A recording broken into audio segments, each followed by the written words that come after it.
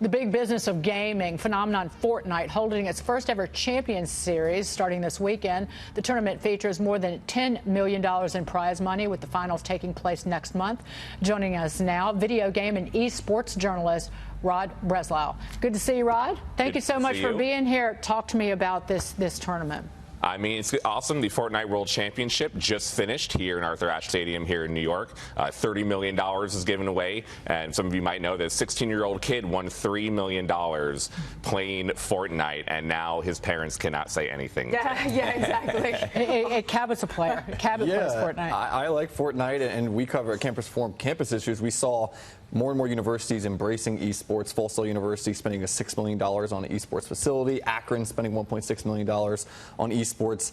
Is this going to become kind of the new college football where schools are recruiting esport gamers to their school with these facilities? I mean, absolutely. College scholarships have been only beginning in the last few years. There are more schools around the country embracing this. And the Fortnite is just one game of many that's going on. Right now, this weekend, there's a Call of Duty World Championship in Los Angeles. There's the Rainbow Six World Championship in Raleigh. The Counter-Strike World Championship is next week in Germany. The Evo Fighting Game World Championship just finished in Vegas. And the League of Legends World Championship will be in Europe in just a month or so. So that's all different games and different developers and different companies. What kind of growth is this going to have? I mean, I know a few banks that have actually hired a department, so more than just one or two research people to begin to follow this as an economic sector.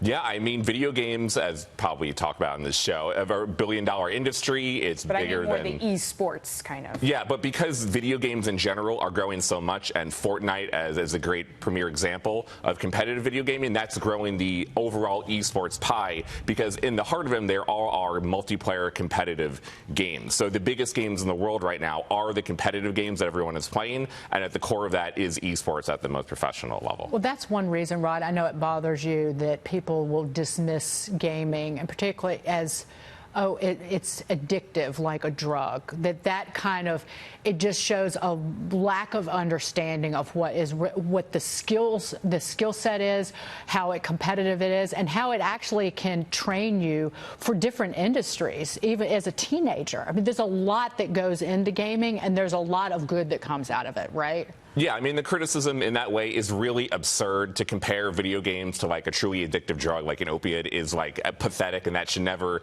be happening. It shows a lack of understanding of what's going on. And at the same time, video games and especially esports really are a social activity, more so than really most activities now. You're playing against people from around the world. You're playing competitively all the time. You're talking to people for hours on end to try to get that end goal. It's social, right? Yeah, it is a very social thing. Not only is it like not, people think it's anti-social, it's actually one of the most social things that you can do online. And esports really is at the forefront of bringing kids together from around the world. It's more social than like taking selfies and editing them so you don't look like yourself. Because again, we are a technology-based culture at this point where we relate to people online. So is it better to relate via gaming or on Instagram? And that's one of the questions. Jack, I know you wanted to ask Rod something. Well, you guys just described me because I'm anti-video games. I don't let my 7-year-old play them because I want him outside playing. I'm a former NFL player. Through sports gave me my scholarships and my opportunity to go on and feed my family.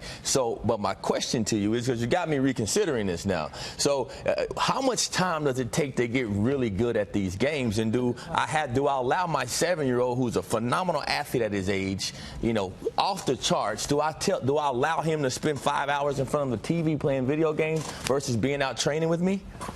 I mean, honestly, for a competitive game and the games that are in esports, it really does take as much time to practice and to scrim and to play and to really grind your way at the games as it does a professional sport. You need to play 6 to 8 hours a day at the professional level, practice with your team, practice against the best players in the world to really do so. And like, to your point, to change your mind, really parents should be more involved in what their kids are doing. Video games are bigger than ever before. Everyone that has kids has a kid playing games. And if you're more active in what they're doing, they'll respond better, and then they'll like going out because you have an interest and you showed an interest in what they do and what they love to do, and then they'll also be able to exceed in playing games themselves. I can connect the world of gaming to real world activities because the young, like top tier NASCAR drivers, a few of them learn to drive by playing games.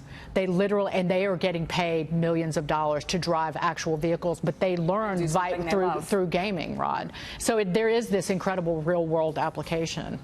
Yeah, but if your kid can run fast, jump high, and has good prospects of getting a scholarship, do you let them play games instead? I don't know if I agree with that. I mean, some of those kids love playing games as much as they love playing the traditional sports, and sometimes they excel even more at the games. There are pro athletes that play games just as much, and sometimes that path is the one they truly love to do.